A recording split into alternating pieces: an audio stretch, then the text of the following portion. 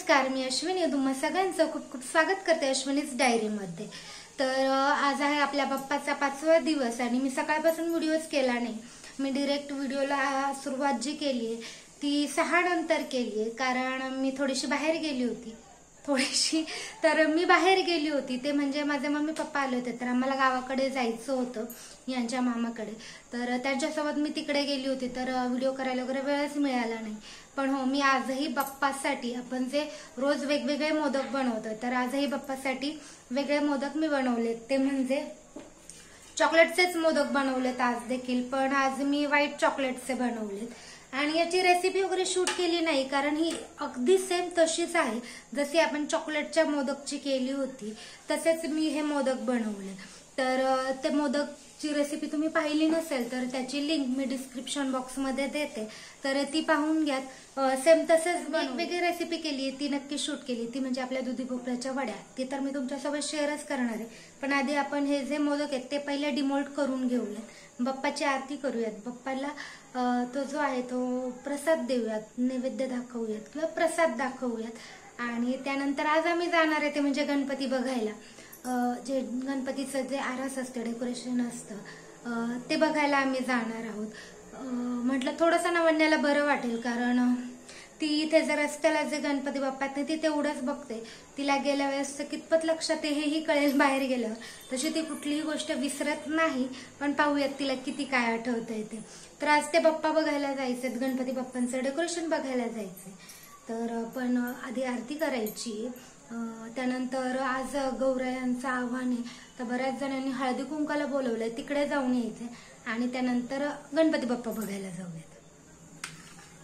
तर हे जे मोदक आहेत हे आपण डिमोल्ड करून घेऊयात. तसं की मी दाखवलं, डिमोल्ड करणं अगदी सोपं आहे. तर असा काहीसा हा मोदक तयार झालाय. हे जे जास्तीच आहे ते आपण काढून टाकूयात. असं छान असा मोदक तयार होतो.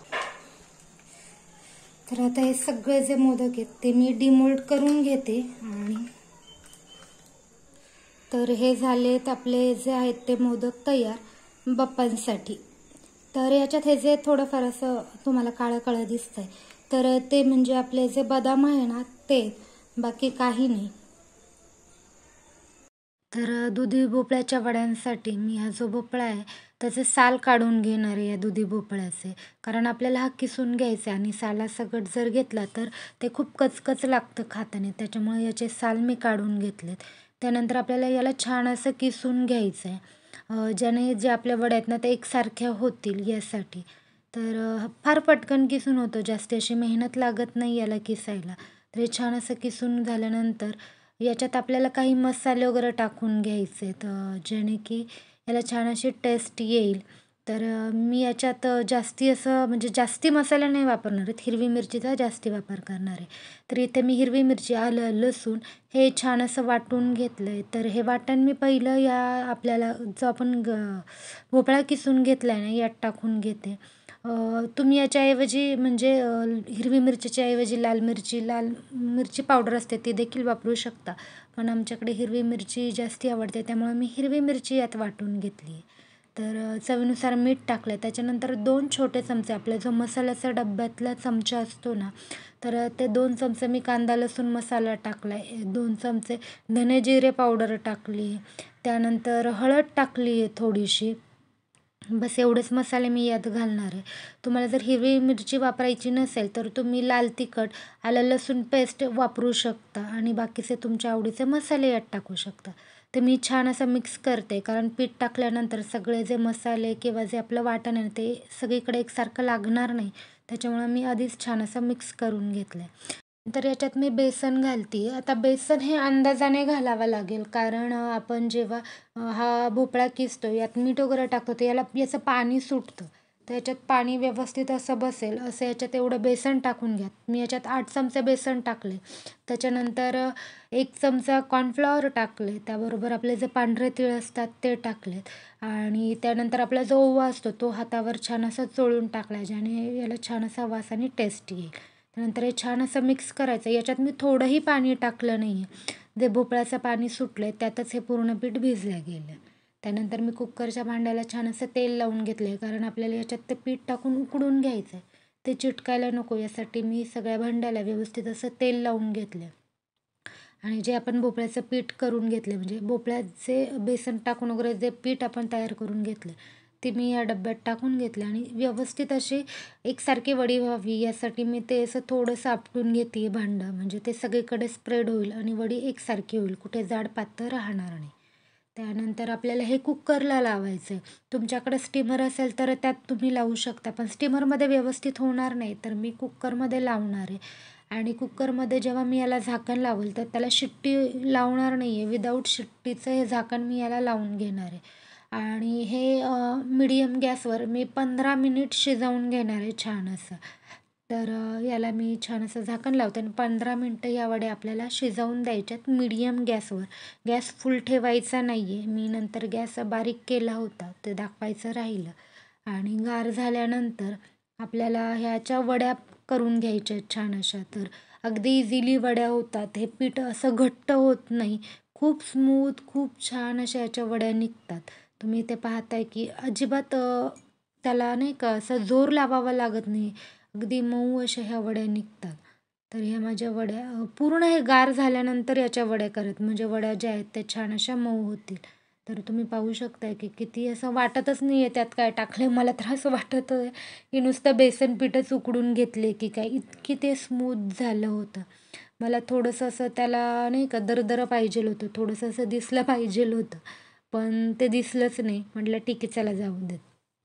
तुमच्याकडे जर कोथिंबीर असेल ना तर कोथिंबीरही तुम्ही इथे टाकू शकता, त्याने अजून छान टेस्ट येते. माझ्याकडे नव्हती म्हणून मी टाकली नाही. तर इथे मी गॅस ठेवलेला आहे, गॅसवर कढई तापायला ठेवली आणि त्यात थोडंसंच तेल टाकलं आहे तळण्यासाठी, कारण यातले तीळ बाहेर येतात नंतर थोडेसे जे साईडला असतात ते, त्यामुळे मी थोडंच तेल टाकलं, म्हटलं तेल जास्त खराब व्हायला नको ते यासाठी. तर ह्या ज्या वड्या आहेत त्या मीडियम गॅसवरच छान अशा आपल्याला तळून घ्यायच्यात, म्हणजे थोडं वरची जे लेअर आहे ना ती छान अशी खुसखुशीत अशी चांगलीशी कडक होते, मस्त लागते अगदी, आणि यातून अगदी सॉफ्ट आणि मऊ असं राहतं. तर ह्या वड्या मी ताटात काढून घेते आणि ज्या बाकीच्या आहेत त्या तळायला ठेवते. आणि त्यानंतर ह्या वड्या मी एकदा तुम्हाला दाखवून घेते की खूप छान होतं. वरची लेअर जी ना ती छान अशी कुरकुरीत होते आणि आतून अगदी सॉफ्ट असतात ह्या वड्या, फक्त वरची लेअर ही कुरकुरीत असते. मी एक तुम्हाला तोडूनही दाखवते की आतली किती छान अशी सॉफ्ट वडी आहे, म्हणजे कोणीही खाऊ शकतं आरामात. तर खूप छान लागतात आणि टेस्टला देखील. तर तुम्ही देखील अशा वड्या ना नक्की ट्राय करून पाहात, कारण आमच्याकडे दुधी भोपळा तसा खात नाही कोणी, तर मग मी अशा वड्या करते ज्याने सगळेजण हे छान असे खातात. तर आतून अगदी मऊ आहे. ह्या तुम्ही सॉससोबत किंवा चटणीसोबत आरामात खाऊ शकता. बघ बघ बघ, तुझं छान आहे, माझं बघ ना कसं करून टाकले, बघ ना. मला पण त्याच्यासोबत करायचं. हो का? तर आम्ही जाऊन आलो हळदी कुंकाला. आता आम्हाला जायचंय गणपती बघायला. उठता का आता? उठा ना. तर चलो, 8:30 होत आलेत.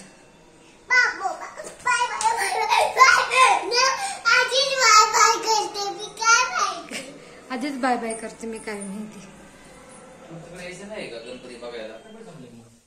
हा, मी सगळे घरी दिले ना. 10 वाजलेत आणि आम्ही घरी आलोय आणि माझं मस्त असं पोपट झालंय. कुठे पोपट? लय हसायला येते आहे ना. पोपट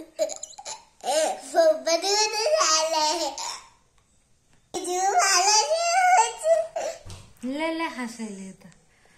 तर झालं असं की हे मला घरूनच सांगत होते की अजून काही चालू झालेलं नसेल आरस वगैरे, पण मी ऐकलं नाही.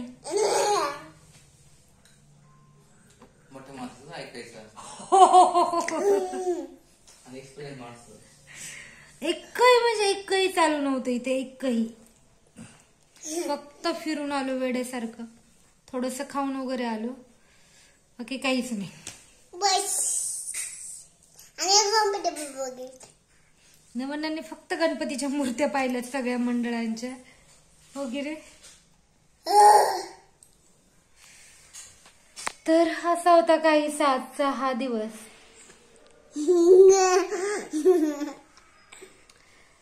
आता मला थोडेसे भांडे ते घासायचे, कारण मी ते वड्या वगैरे बनवल्या होत्या त्याचे. हलवू नको ना, माझा मोबाईल हलतो. त्या वड्या बनवल्या होत्या त्याचे भांडेत. नुसती चुळबुळ लागते. तर त्याचे भांडे, यांचा डब्बा आहे. बाकी असे काही भांडे नाहीत. तेवढे 2-3 भांडे घासून घेते आणि मग मस्त अशी झोपते, कारण झोपही आलेली मला झोप पण आली आहे. हिला पण आली. तर आजचा हा जो व्लॉग आहे तो मी इथेच थांबवते. आपण भेटूया तशाच एका नवीन व्हिडिओ सोबत. तोपर्यंत आनंदी राहत, खुश राहत आणि स्वतःची खूप सारी काळजी घ्या. Bye bye bye bye bye bye bye bye तू नीट का बाय नाही करत? नीट बाय कर. Bye bye.